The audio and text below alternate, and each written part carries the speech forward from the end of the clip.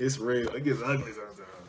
Yeah, I was like, as I have been challenged with these C's today, dealing with my baby, but for a time such as now. So it was good. And I think that, here lately we've been experiencing, those tests, whether it's before or after the talk, and this one just happened before. Right. And so it was really good because I'm looking like babe, why you didn't tell me all of this? But anyway, it was just, a good challenge, today. Yesterday, last night. Yeah, this morning, because, my sleep, I be committed to my sleep. I communicate in my sleep. I'm consistent with my rest. I get it. And so, when you're challenged with those things, but it made good for a good challenge, and so that's good. I'm glad that I sufficed and that we stayed compassionate throughout our communication today, and truly thank you. We showed mercy and grace over these last few days. On both sides.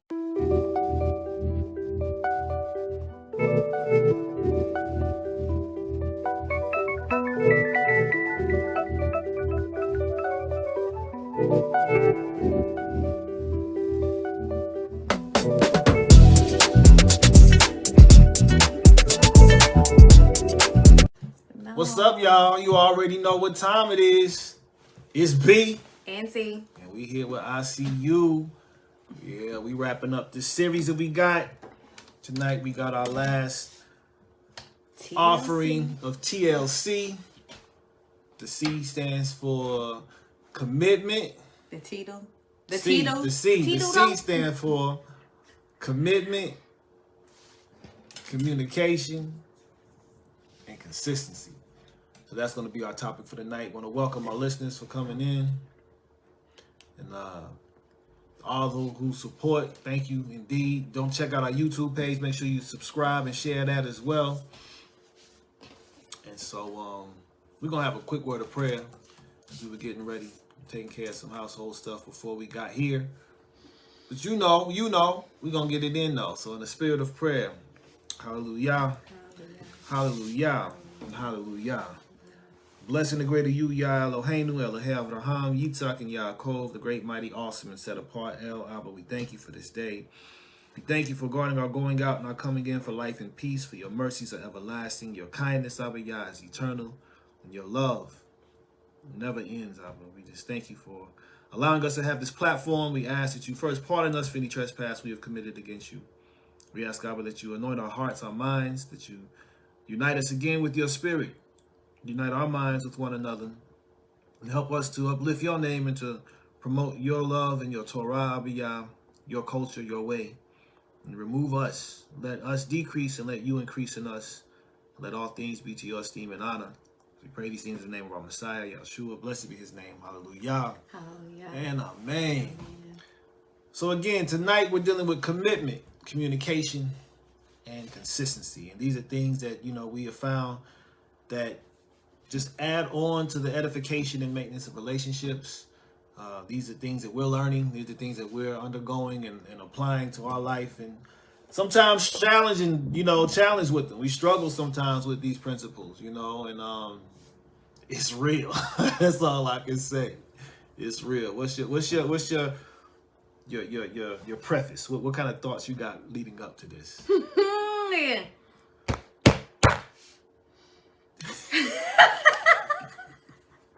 It's real. It gets ugly sometimes. Yeah, I was like, as I have been challenged with these C's today, dealing with my baby, but for a time such as now. So it was good.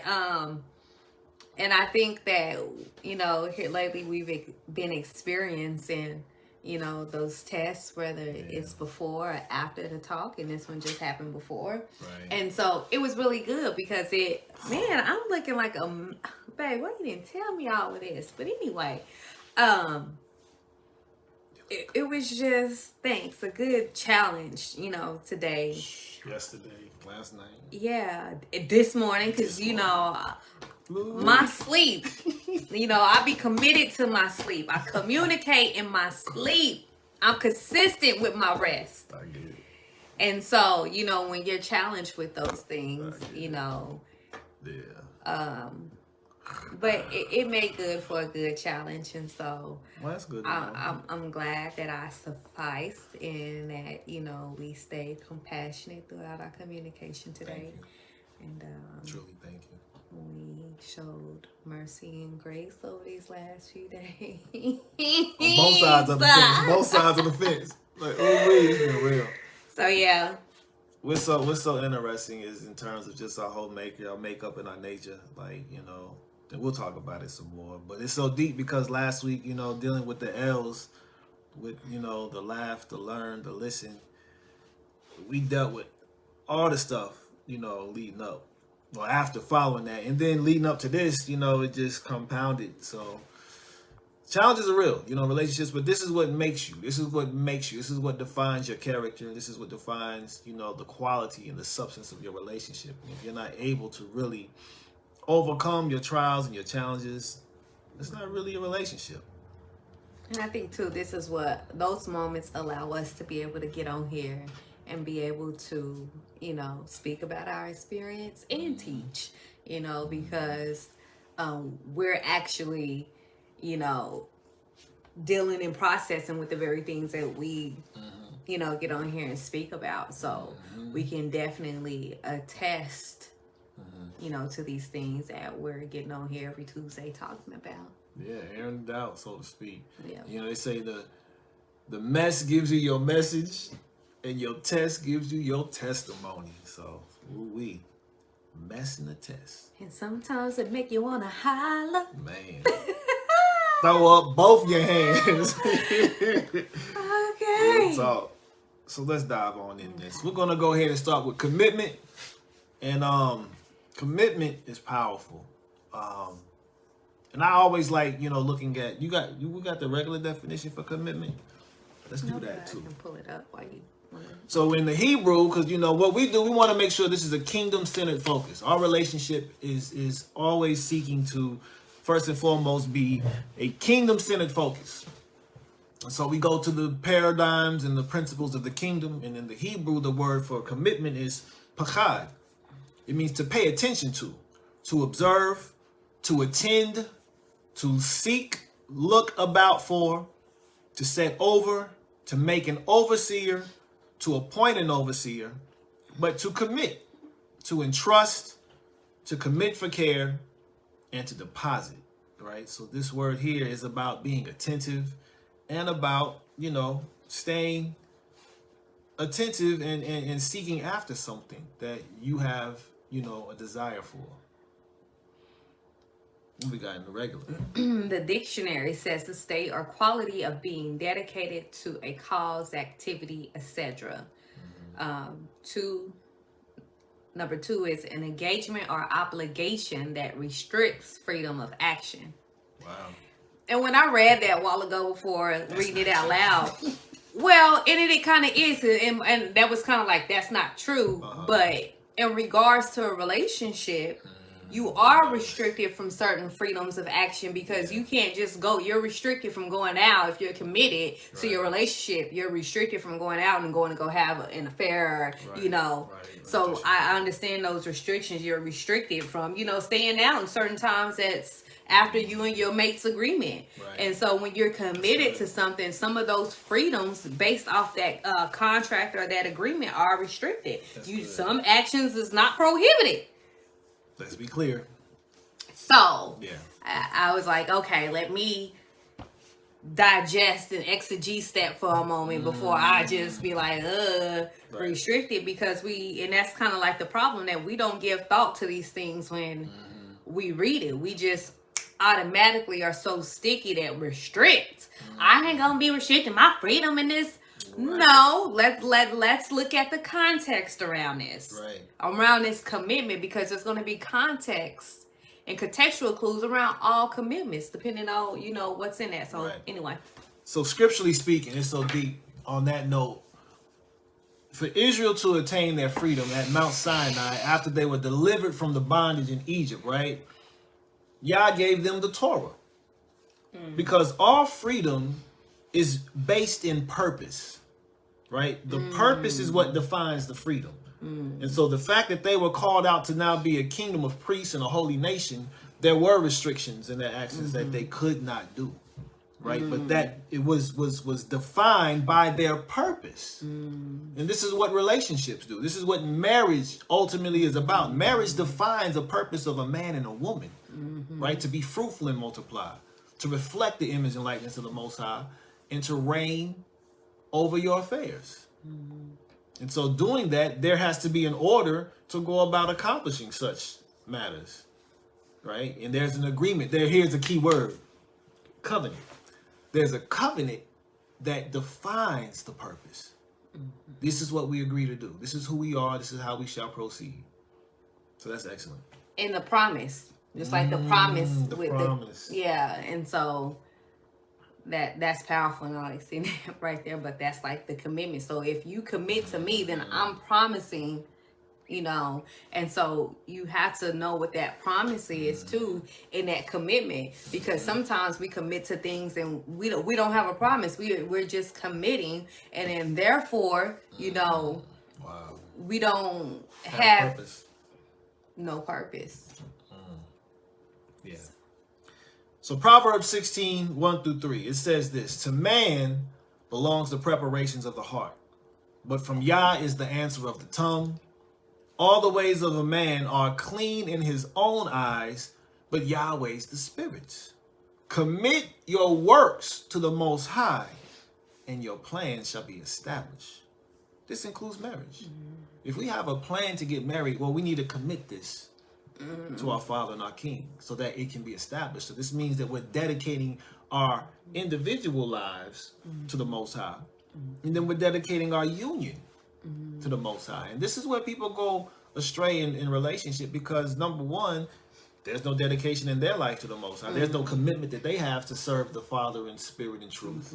And then there's no real purpose in the relationship to do it either. And so, go ahead.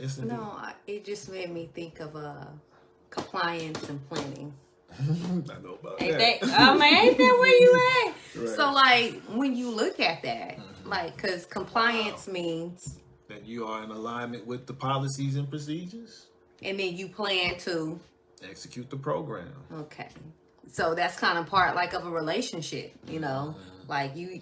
And sometimes it's kind of hard to comply, but that's also where the word governs that, because if there's any type of compliance issues, whether it be in relationship or business, then there's a set of laws, right, that governs that to say, hey, this is. And if you're out of compliance, then what happens? You get violated. Right? You can lose your funding, you can lose everything. Exactly. And so when you're out of compliance in your relationship, when you're not found being committed, right, to that, then that means that you can be in means for counseling or, chaos, divorce, losing, everything that you worked to build. So that's very essential. Yeah. Not to mention the emotional toll, right? Ooh. And that's something I think we overlook, the emotional toll of the matters. And that's something that when you invest in a relationship, you're putting your heart into it. You're putting your resources. And that's, resources are important. We overlook, though, the importance of our emotions and our mind state, right? And the time that we've invested, right? So if you make that decision, you want to make sure that you're committed to the decision. So you want to take an assessment prior to just saying, okay, I do. And I appreciate you in doing that as well, because you're like, we don't got to rush nothing. We're just taking our time to do this and making sure that this is the step that we're going to take. Because when you make that step, that's that step. And a lot of people take that step. Haphazardly. Oh my gosh. And then, when you step in to it and you're not certain, it creates, like you said, so much emotional distress, so much chaos. so much it can create turmoil, just not for you, but the other individual as well as you all's families. If you're, you know, bringing families into it. Right. Hi, Miss Joyce. Okay.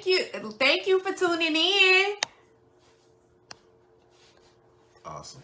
So yes. So yeah, that's something that's huge.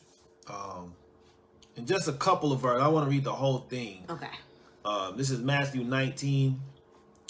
It's 3 through 8, but I just want to, you know, kind of get into the essence of it. This is the Messiah responding to the Pharisees who are asking him about, is it good for him, or is it right for a man to put away a wife for any reason? But just to sum up this, it says, for this cause a man shall leave his father and mother and cleave to his wife, and the two shall become one flesh, so that they are no longer two, but one flesh.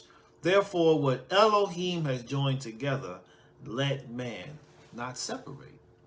That's the commitment. That's where the principle really comes into it. And this is where you have to seek the Most High, commit first yourself to the Most High, so that you can be committed in that relationship first. Because if that relationship is secure, I guarantee you, all your other relationships are going to be secure as well. Especially if you are walking in the Spirit. And that's not a mystery. You're walking in the Word. You're walking according to the instructions and the commandments and the right rulings of the Most High, which will protect you from those emotional distresses, from the material losses. Right? Not to say you're not going to be challenged. You're going to go through challenges, but you'll know how to respond to the challenge. And we talked about that last time in the one where we discussed how with suitability, I believe it was suitability, that, you know, you're not going to have situations that's going to cause you to just, you know, pull the escape lever. You know how to ride the storm out. So right, because you've taken that time, and I think that was a journey that you and I both was on. So it was also easy for us to see. You said something a while ago, and my brain said, "Whoo!"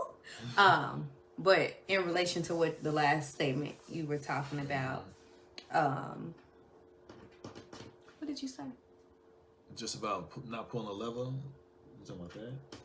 Of how being committed to the Most High. There you go. Yeah. Yes. So in honoring your commitment, right, and being in position, then you and I both were able to see, you know what I mean, one another. Like we was able to. Right. You get what I'm saying? To connect. Right. To connect it. So that's important. You know, what the Most High has joined together, let man not separate. That's the commitment. And you got to recognize if that is from the Most High. That's why prayer is so important, you know, and taking your time again. And then lastly, because you're going to experience trials. We just had our trials, you know, recently. Those who suffer according to the desire of Elohim should commit their lives to a trustworthy creator in doing good. You know, and we discussed this, how, you know I got triggers. Like if somebody did something to me that I didn't like, it would trigger me. And I would go and do some dumb stuff, right? But if you commit yourself to doing good, this is your conscience that now. And you said this a couple nights ago. My conscience is clear. I'm like, that's so awesome. That is awesome. You know, and that's something that we have to maintain first and foremost with the Father. But if we can maintain that with one another, then we can just come transparent, you know, and be trustworthy in all of our laughter, learning, and listening. So now we can communicate clear. And trustworthiness is so essential. I mean, and we, you know, talked about that prior, but I just want to reiterate how important, you know, trustworthiness is, because you got a lot of people with trust issues, right? And that shows like the value of being trustworthiness. If we have a world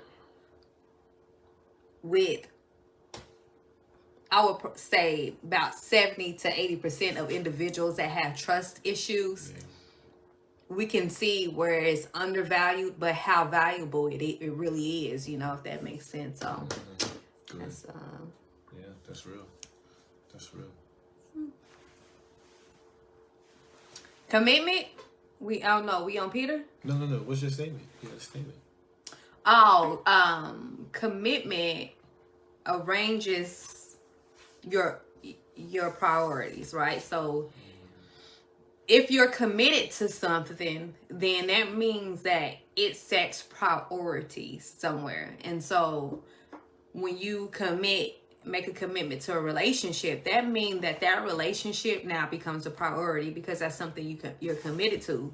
And like even school, when we're committed to school or even work, we put those things first. When we're committed to our children come first, you know. Right. And so your priorities is based off your commitment, and your commitment is based off your priorities. That's good. Yeah, I agree with that wholeheartedly. That's righteous. That's righteous. And that determines how you engage it, you know? So a person cannot say, I'm loyal to you. Well, they can't say that they're committed to you and you're not a priority. Like, you're everything except for in the front of the bus. Like, that doesn't make sense. Right. That means that I am less committed to you than anything in my life. You really don't matter. Mm-hmm. So we have to make sure that the commitment is lining up as a priority. Yeah. And if that's not there, then you really want to question that. My goodness. He. So moving to communication, to communicate, this is effective because this is what really allows the relationship to be clear. I know where you're coming from, you know where I'm coming from, because I'm telling you, I'm sharing with you honesty, what this is about.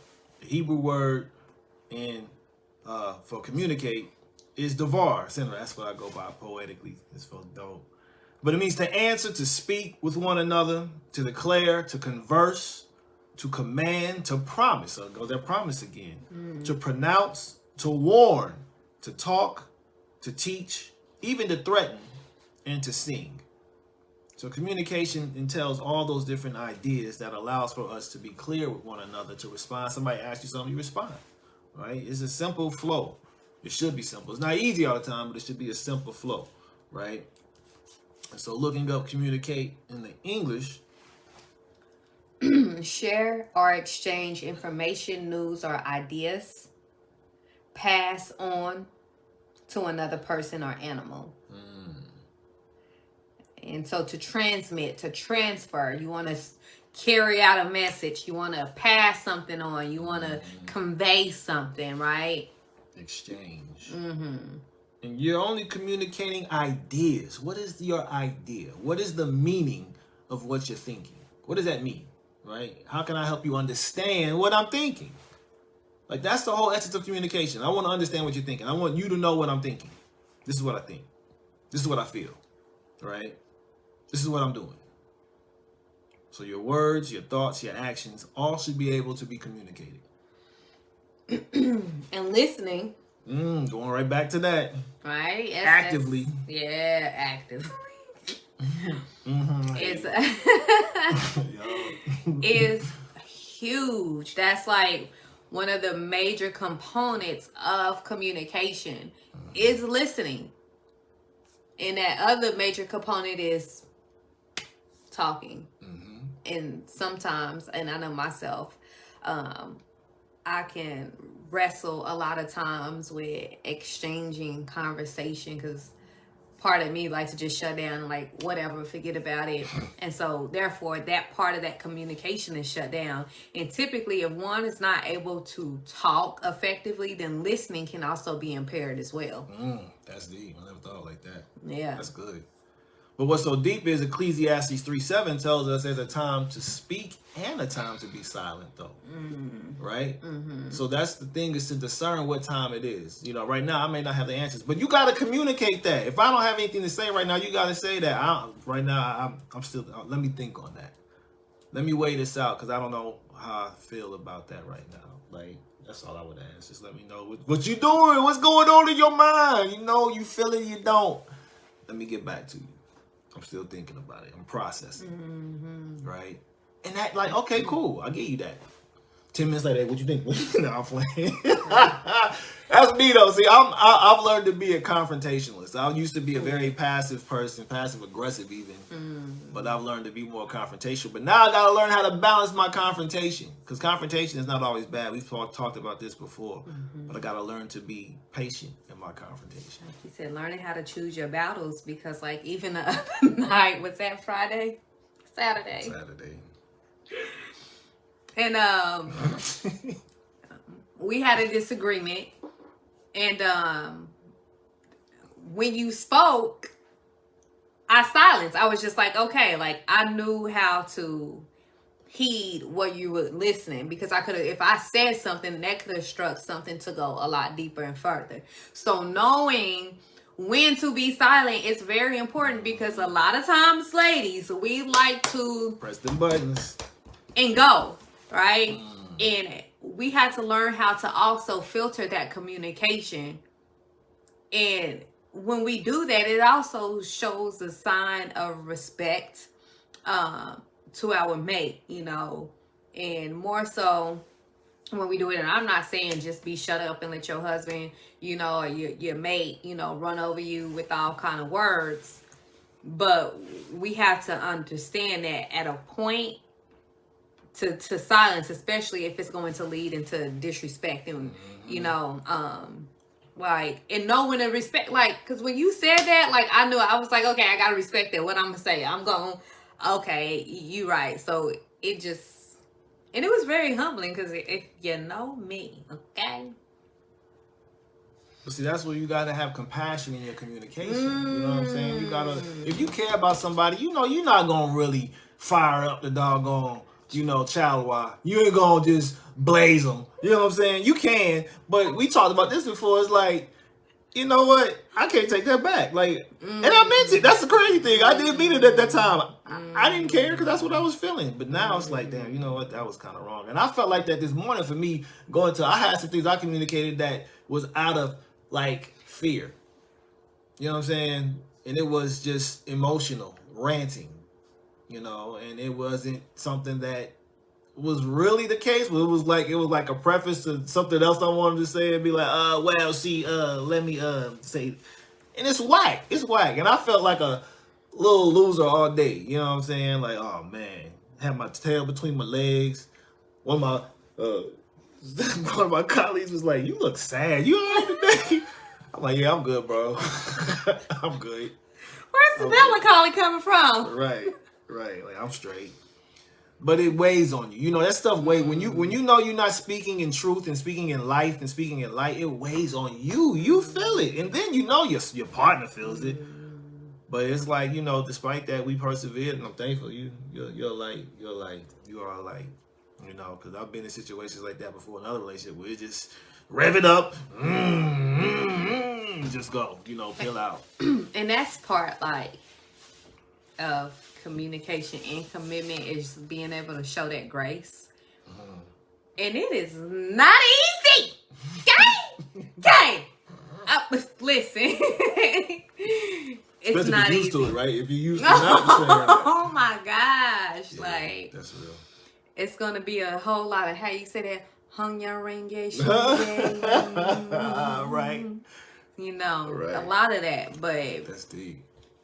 Love, though, conquers all things. And that's like what settled me today, you know, because it's not about that's beautiful, being passionate or upset or whatever the case may be in that moment. It's just like, it was truly about like love. Like, and when, for me, I know the love that my creator has shown me. And to this day, because I tell you, I know Most High be up there kicking up clouds like, girl. Daughter. Oh my gosh. Daughter. So I'm like, if love like that, right, is extended to me, who am I not to extend the littlest grace, you know? And so... Peter. To sum up, let all you be like-minded, sympathetic, loving as brothers and sisters, and tender-hearted, humble-minded, not returning evil for evil or reviling for reviling, but on the contrary, blessing, knowing that you were called to this in order to inherit a blessing. For he who wishes to love life and see good days, let him keep his tongue from evil and his lips from speaking deceit.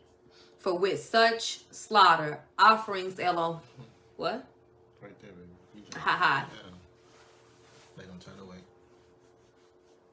Let him turn away from evil and do good. Let him seek peace and pursue it. That tongue, right? Knowing how to speak in life. How to, keeping our tongue from evil is so important, because what we end up doing many times, again, is just speaking from our emotions, right?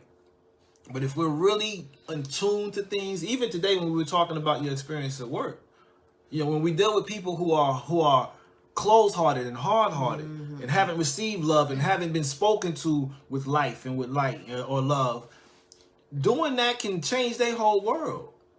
To know people actually care about them, and to understand and to sympathize, maybe even empathize. That takes a lot, though. But to at least sympathize with someone and be like, look, I understand your frustration. I feel you, to a degree. But let's work through this, right? Let's take a moment to really reflect. Take a deep breath before you say what you say, because many times we can just be so rash and react without responding with our tongue. And it can cut. So communication is so important. Yes. That's what James talks about, that little member in our mouth, it's a world of fire. It can be.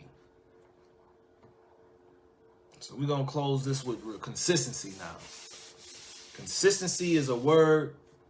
To be fixed, it means to be fixed, to be firm in purpose, to have resolution, to have faith even, to be attached, to be unwavering, to be established, and to be principled, right? To be consistent.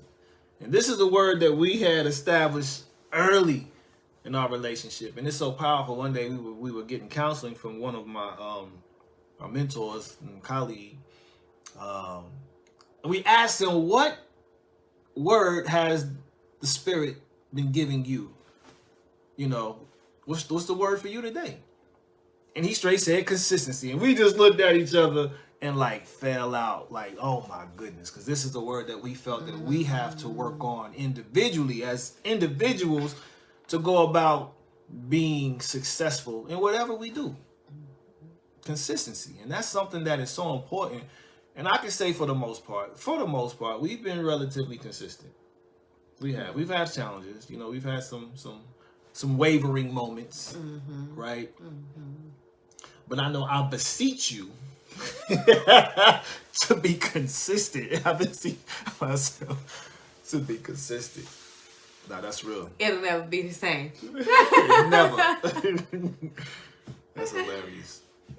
But Proverbs 16:6 says, by steadfast love and faithfulness, iniquity is atoned for, and the fear of Yah, and by the fear of Yah, one turns away from evil. But it's that steadfast, consistent love and faithfulness that makes sin completely dissipate.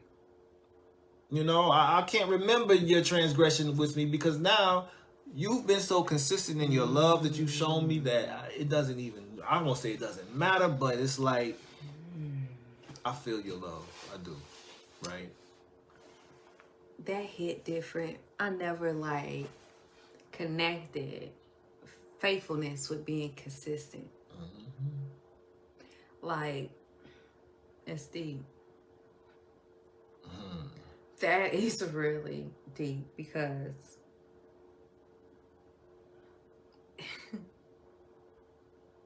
say lie. Take your time. Let it resonate. If you are faithful to something, you're going to be consistent. It makes me think about my word. When I was faithful,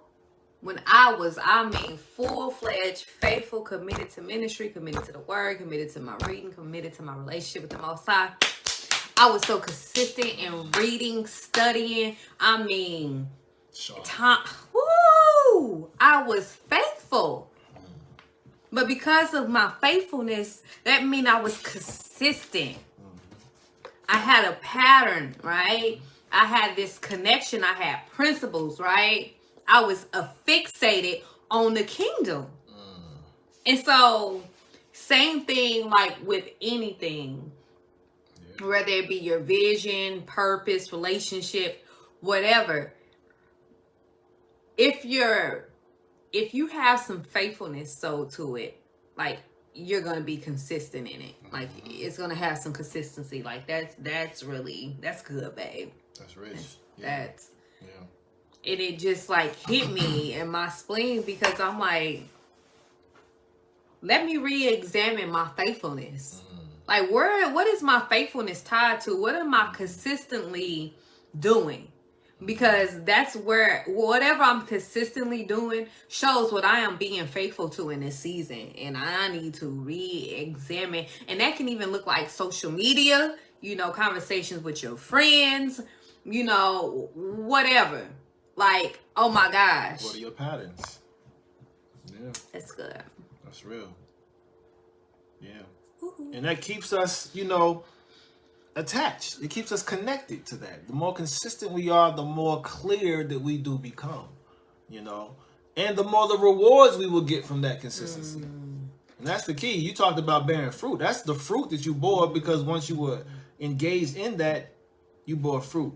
So 2 Timothy chapter 2, 3-7 says, suffer hardship with us as a good soldier of Yeshua the Messiah. No one serving as a soldier gets involved in the affairs of this life in order to please only him who enlisted him as a soldier. And this is why marriage is a reflection of the relationship that we have with our Father and our King and his Messiah, right? Because we're not in regular affairs anymore. Our activity is restricted, so to speak. So if anyone competes in a game, he is not crowned unless he competes according to the rules.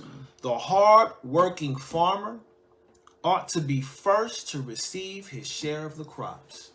So this consistent labor that you're putting into this field, right? You're going to be the first to get the harvest. So if you're tilling and working and weeding and cultivating and watering and irrigating and doing all the necessary things you're doing to keep this field alive and fruitful consistently, you're going to have an excellent harvest. That's good. Right? So think over what I say, for the master shall give you understanding into all of this. And these are principles that don't just apply to relationships. Yes, we're focusing on relationships, but this is life, right? Relationships is where the rubber hit the road. This is where you get to see who you really are in your everyday life, because now you have a reflection of how you're engaging the most, intimate person you have in your life. And this is where the real you is shown. You can go out in the house and, front and flaunt, and act like this is who you are. But when you come home, that's who you really are. Right? And if you short with your spouse and you blast them off and just like, I ain't got no time for you. Well, that's who you really are. You can go out and shake hands and smile and front all day. But the real you, the mask comes off when you're at home. And if you're not consistent there, it is what it is.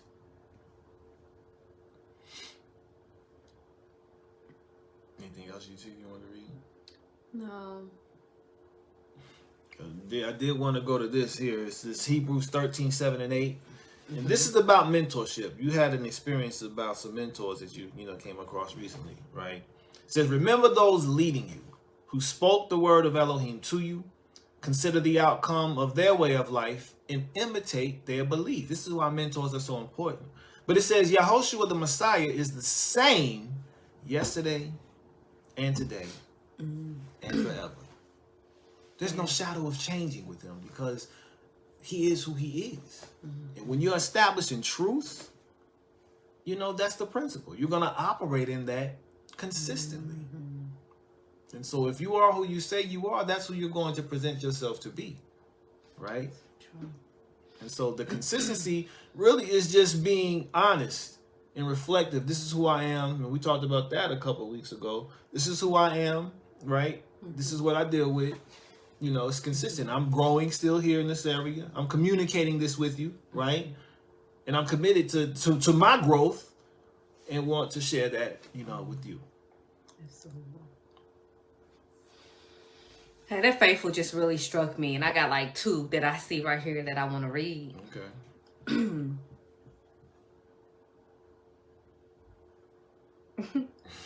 He's so faithful. That's what's so interesting. Like, Proverbs 3:3-4 says, "Let not steadfast love and faithfulness forsake you. Bind them around your neck. Write them on the tablets of your heart, so you will find favor and good success in the sight of Yah and man." That's rich. Like, that's so powerful, because like if you're consistent, that's just like anybody that's consistent with chasing something and faithful to it, like the Most High is going to honor that, especially when it's in alignment. Like it says, "Let not steadfast love and faithfulness forsake you." Let not, like when you're steadfast, that means you're constantly chasing. That means you're consistent. You are consistent. Woo! And love, like love covers like what a multitude of sin. Love covers everything. So when you are like in love, like that means that you're operating in identity. You're operating in that synchronicity. You know, like you're here, you're vibing, you're in your heart chakra, right? And faithfulness, like that's like commitment. Like, oh my gosh, like when you bind them to yourself, like that means that you're walking in that, you're covered in it. When you write it on the tablet of your heart, that means that you're pursuing these things. Like, oh my gosh. But okay, all right. But that's your thought. The tablet of your heart is mean your thoughts are consumed with your faithfulness, right? You're attached to that thought, and the thought is what drives you. Yes. That's good. And 2 Timothy just kind of goes to show like the grace that the Most High has. In that same grace, we should be extending to our mate, to our spouse. But 2 Timothy 2:13 says, if we are faithless, right, lacking faith, right, he remains faithful, for he cannot deny himself. Right. Like, so that means, so like when that, and tell me if I'm wrong, like, first off, the Most High is always faithful, right? And if we're created in the image and we're in the Most High, like he can't deny himself of the word. Right. Like, and that's the promise that he will be faithful, like even, and will pick us up, like in our lack of faith. Is that like? Well, break it down, baby. Let's go back. Let's go back to the verse 11, because this is where it kind of comes into it. It says, "Trustworthy is the word. If we died with him, we shall live with him also. If we endure, we shall also reign with him. If we deny him, he shall also deny us. If we are not trustworthy, he remains trustworthy, for it is impossible for him to deny himself." So the promises that he's made, I can't turn away my promises, but you have just ruled yourself out from receiving it because you denied me. I can't accept you if you're not accepting me, right? If you're not consistent in what you're supposed to be doing and steadfast to what you're supposed to be pursuing, you cut yourself off. I'm trustworthy though. You know, I'm not changing. Right? My promises are my promises. My yea is yea, my nay is nay. Right? So this is dealing with the immovability and the unwavering love and promises of the Most High. But that is conditioned on how we respond or react or deny or accept. Even down to our mate, because if we are mishandling our mate that we, you know, have chose, like, how do we think that the Most High is gonna? Because that our marriage is part of, I would say, like, not, I don't want to say the favor, right? But that's part of the grace that's extended. Like, because the Most High is looking at that. Like, are we being faithful to our mate? How are we treating our mate? Like, I don't know. Do you get what I'm trying to say? It's a reflection. It reflects. It does. I mean, you can't say you love the Most High and not love your spouse. Right? You can't say you love the Most High, and here it talks about this as well, not love your brother, who you see every day. You can't say you love the Most High who you haven't seen, but not love your spouse. If you treating your spouse like dirt, but you a holy roller on Sunday or whenever you go to church, or if you go to Shabbat, you know, into the service, and you up here acting like, you know what I'm saying, you the most righteous person on earth, but you treat your family like dirt? Come on now. That's not favor. That is not favor. That's not, Most High's not looking at that favorably. And so we got to make sure that we are consistent. You know, if we are who we say we are, be that. You know. True. So yeah, any last thoughts? Any closing thoughts you got, though? No. That smacked you, huh? It did. Hallelujah. That's good. That's good. Because we grow from these as well. We learn and we grow and we become, you know, and we meditate on these things, you know. We certainly do. And seek to apply them. We get tested by them too. Ooh, we get tested by them. So the more we put these out, it's like, oh, get ready. Get ready. Armor up. Put the armor on because it's coming. But man, it's deep. So just know that we love y'all to come and to have this on our hearts and to come and do it and be consistent in it, because I mean, we gotta go through the test and trial of it for sure, for sure. Yeah, we thought it was just gonna be like, we're just gonna walk through this. No, here comes a right hook, here comes an uppercut, here comes a gut shot. True. Now you like, oh Lord. Yeah, true. Give me a moment. Yeah. Time out. For the time. Nah, but we definitely want to thank you all for tuning in this evening. All of our viewers. Again, subscribe and support our YouTube page. We got some things we're going to be dropping, so I keep on saying it, but it's coming soon. I'm telling you, it's coming soon. So just hold on tight. We will be back next week with some new information, some new insights, some new witnesses. But we love to hear from y'all as well. So do feel free to share this as well on Facebook. Spread it out, and we'll keep it moving from there. But I'm B. I'm V. This is ICU, and we signing off. You already know. Peace and power, y'all. Love you all. Yes.